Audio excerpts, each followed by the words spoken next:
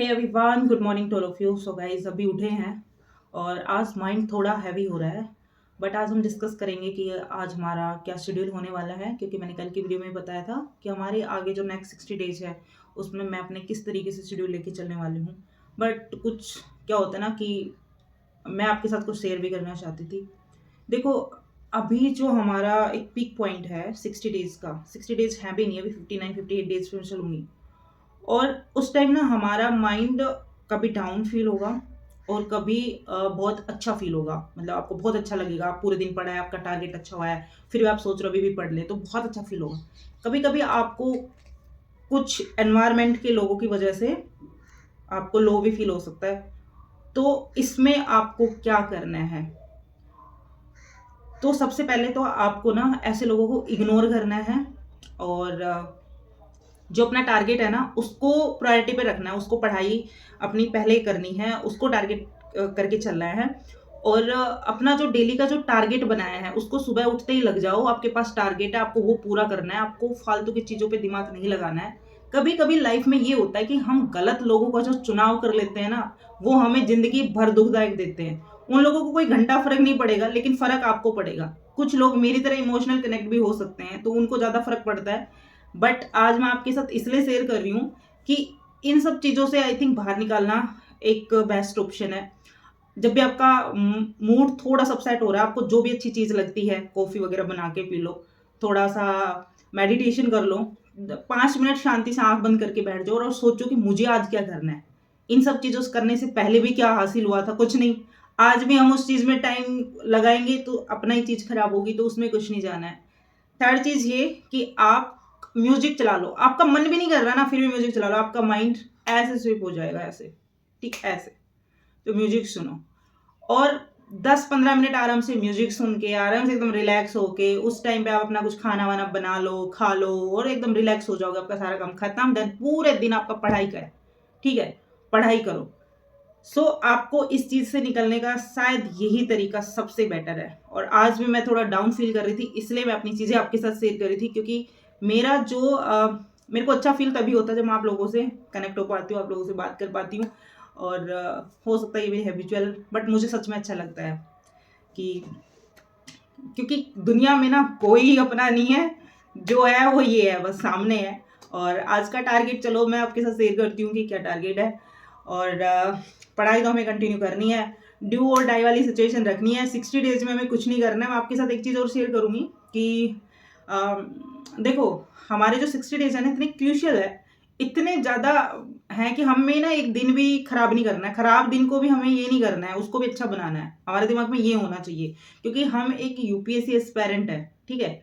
और हम UPSC aspirant है तो हम वैसा ही थोड़ा हमें सोचना चाहिए। और मन तो मेरा बहुत था कि मैं 1 2 दिन में घर जाऊं, लेकिन फिर मैंने सोचा कि नहीं, बहुत ज़्यादा टाइम वेस्ट हो जाएगा। और घर में भी कुछ छोटी मोटी खुशियां भी आती हैं, तो हमेशा यही सोचते हैं कि हम भी उन खुशियों में शामिल हो जाएं, बट पॉसिबल ही नहीं है। तो मैंने सोचा कि नहीं, मैंने सोच लिया कि मेरे को नहीं जाना घर पे। और थोड़ा सा अपने आप को स्ट्रॉन्ग बनाना है और पूरे दिन पढ़ाई पे फोकस करना है और अपना जो भी टारगेट है उनको रिवीजन करना है। अब चाहे हमने कितनी बार भी कोई भी चीज़ें पढ़ रही हो, लेकिन मैंने फिर भी ये सोच लिया इन 2 महीनों में मुझे वो 1000 बार भी मैं उसका रिवीजन करूंगी ना, तो 1000 बार भी करूंगी। अपनी तरफ से ना मैं पूरा 100 to 100% देने वाली हूँ। बाद में जो होगा ऊपर वाले की देन है, बट अपनी तरफ से कोई भी कमी नहीं छोड़ेंगे, ताकि हमें फील ना हो कि हमने ये छोड़ी थी। बट अब एक विश्वास रखना भी जरूरी है कि जब इतनी मेहनत करेंगे तो हो जाएगा, और स्मार्ट स्ट्रेटजी के साथ चलेंगे तो ऑब्वियसली हो जाएगा, ठीक है। तो आज का मेरा जो शेड्यूल रहने वाला है वो मैं आपके साथ शेयर कर देती हूँ, तो चलिए। तो ये मैं रात को सोई थी 1:30 बजे, तब मैंने अपना प्लान बनाया था। यहाँ पे मैंने 27 मार्च यानी कि आज मुझे मिडेवल पूरी पढ़नी है, मॉडर्न हिस्ट्री पढ़नी है। कुछ मेन इंपॉर्टेंट पॉइंट्स थे जहाँ से हर बार क्वेश्चन आते हैं, तो ये मैंने लिख रखे थे। पीवाईक्यू लगाने हैं मुझे कंप्लीट हिस्ट्री के, जिसमें एंसेंट भी शामिल है। और सी सेट का पैसेज मुझे करने हैं, जितने भी 6 7 हो जाएं। सी सेट का कोई भी एक टॉपिक मेरे को दोबारा से यहाँ पे करना है, और क्योंकि मैंने सी सेट को भाई साथ ही लेके चलना है, तो ये सब चीज़ें तो प्राइमरी रहेंगी मेरी, मतलब प्रायोरिटी फर्स्ट पे। देन मेरे पास ऐसे टाइम मिलता है, मैं मेरी ज्योग्राफी एनसीईआरटी को भी दोबारा से रीड आउट करने वाली हूँ। मैंने पीवाईक्यू 2 बार लगा चुकी हूँ उसके जो आए हुए हैं, और उसमें एनडीए और सीडीएस वाले और जियो साइंटिस्ट वाले हैं, वो भी मेरे को लगाने हैं। तो सबसे पहले हमारा टारगेट ये है कि फटाफट इनको रिवीजन कर लेते हैं और उसके बाद फिर हम अपना शेड्यूल मैं आपके साथ शेयर करती हूँ। देखिए अभी 60 डेज के जो आपका शेड्यूल है ना वो इस तरीके से होना चाहिए, क्योंकि आपने जो पढ़ना था वो पहले पढ़ लिया। अभी रिवीजन हमें किस तरीके से करना है, किसी भी सब्जेक्ट को 2 दिन लेके चलो। मैं यहाँ पे ज्योग्राफी की करूँ क्योंकि मेरी कंप्लीट हो चुकी है और मैं उसका अपना थोड़ा सा एक्सप्लेन कर देती हूँ, ताकि आपकी नहीं हुई है तो आप उस तरीके से उसको तैयार कर लें। तो आप 2 दिन में आपको एक जैसे 11th क्लास की एनसीईआरटी आप रीड आउट करोगे, तो जो पर्यावरण है ना, भौतिक पर्यावरण वाली, उसको 2 दिन कीजिए, देन उसका आपका टेस्ट लगाओ, ठीक है। देन उसके बाद 2 दिन आपको फिजिकल वाली पढ़नी है, ठीक है। फिर 1 दिन आप मैपिंग के लिए ले लो और फिर मतलब 1 वीक का शेड्यूल बन गया। ये 1 वीक में आपको पूरी ज्योग्राफी खत्म हो जाएगी। उसके साथ साथ आप एनवायरनमेंट भी ले सकते हो। एनवायरनमेंट को आप 2 दिन दीजिए, तीसरे दिन आपकी खत्म हो जाएगी, या 3 दिन ले लीजिए मैक्सिमम। इस तरीके से आपका शेड्यूल होना चाहिए। हिस्ट्री को आप 10 दिन का टारगेट बना के चलिए। 2 दिन आपको एंसेंट पे लेनी है और उनकी एनसीईआरटी भी एक बार मोटा मोटा आपको रीड आउट कर लेनी है, और जो भी मेन इंपोर्टेंट आपके पीवाईक्यू आए हुए हैं उन पे आपको काम करना है। मिडिवल पे करना है। इसी तरीके से मिडिवल 1 दिन में हो जाएगा, और आपकी मॉडर्न हिस्ट्री है वो भी आपका 1 या 2 दिन में हो जाएगा। तो मैं 10 दिन तो थोड़ा ज़्यादा ही बोल रही हूँ, लेकिन उससे कम दिन में भी आप कर सकते हो, क्योंकि अब फिर 10 दिन भी ले लो तो आप उसके पीवाईक्यू जो प्रीवियस ईयर के पेपर आए हुए हैं उन पे आपको काम करना है। तो 10 दिन में आपकी हिस्ट्री कंप्लीट। पर साथ में आपको सीसेट डेली लेके चलना है। ये नहीं है कि आप ज्योग्राफी के लग रहे हैं तो ज्योग्राफी, क्योंकि आप 2 दिन बहुत, आप 1 दिन में ही जैसे कि मैं भौतिक पर्यावरण की बात करूँ, क्योंकि जो आपने पहले पढ़ लिया वो आपको अच्छे से आता है, उनको आपका रिवीजन ही करना है, तो आप 1 दिन में भी कर लोगे। लेकिन मैं 2 दिन इसलिए दे रही हूँ क्योंकि साथ में उसके, क्योंकि हम पूरे पूरे दिन एक सब्जेक्ट तो पढ़ नहीं पाएंगे, साथ में हम अदर सब्जेक्ट भी पढ़ेंगे और पीवाईक्यू भी लगाएंगे, तो निकल जाएगा। तो सीसेट को आपको साथ में लेके चलना है। सीसेट को नहीं छोड़ना। भी 2 महीने जी जान से सीसेट पे भी आपको फोकस करना है।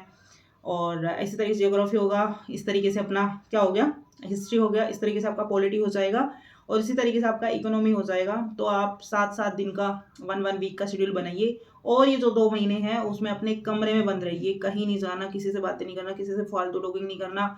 अपने आप पे, सेल्फ पे काम दो, क्योंकि यही टाइम है जो आपकी ज़िंदगी बदल देगा। आप जो मोटिव से तैयारी कर रहे थे इतने दिन से, ये 2 महीने वो मतलब कि आपके 12 महीने की तैयारी में 10 महीने की तैयारी वो, और 2 महीने की तैयारी ये, समझ लो। उन 2 महीने में वो 10 महीने वाली तैयारी करनी है, और वो आपकी हो जाएगी जिस तरीके से आप करोगे। 2 दिन का आप ये सोचोगे यार 2 दिन में ऐसे कैसे पढ़ लूँ?